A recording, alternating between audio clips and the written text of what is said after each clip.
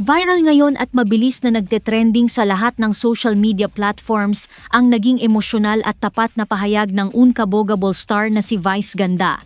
Ito ay matapos siyang bumisita sa Naga City para sa isang espesyal na show kung saan personal niyang hinarap ang dating Vice President at ngayon ay Naga City Mayor na si Leni Robredo. Hindi napigilan ni Vice na ilabas ang kanyang nararamdaman sa harap ng libu-libong mga taga-Naga. Sa gitna ng tawanan at hiyawan, biglang naging seryoso pero puno ng paghanga ang tono ng komedyante. Direkta niyang kinausap ang mga residente ng Naga at tila nagmakaawa para sa kapakanan ng buong Pilipinas. Ayon kay Vice, "Please bigay niyo na sa amin, para niyo ng awa. Kayo lang ang may mayor na ganyan. Pahiram naman, pwede ba i-share yan sa buong Pilipinas?"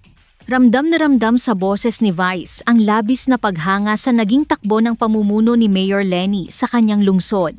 Dagdag pa niya, nais din daw niyang maranasan ng lahat ng mga Pilipino ang klase ng serbisyo at pag-alaga na tinatamasa ngayon ng mga Nagenyo. Aniya, gusto din namin maranasan ang nararanasan ng Naga.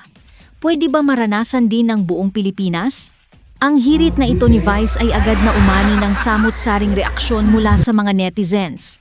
Marami ang nagsasabing ito na raw ang boses ng maraming Pilipino na naghahanap ng tapat at mahusay na pamumuno.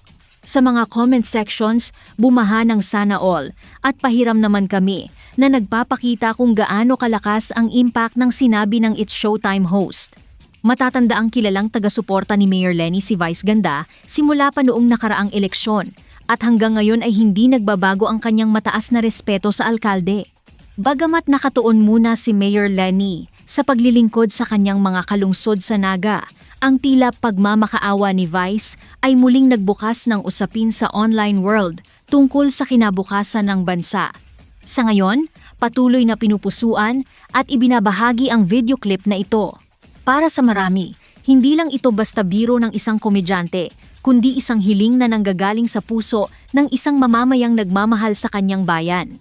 Kayo, ano ang tingin nyo sa naging pahayag na ito ni Vice Ganda?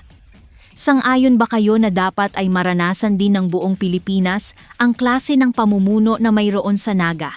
I-comment nyo ang inyong mga saloobin sa ibaba at huwag kalimutang i-share ang videong ito.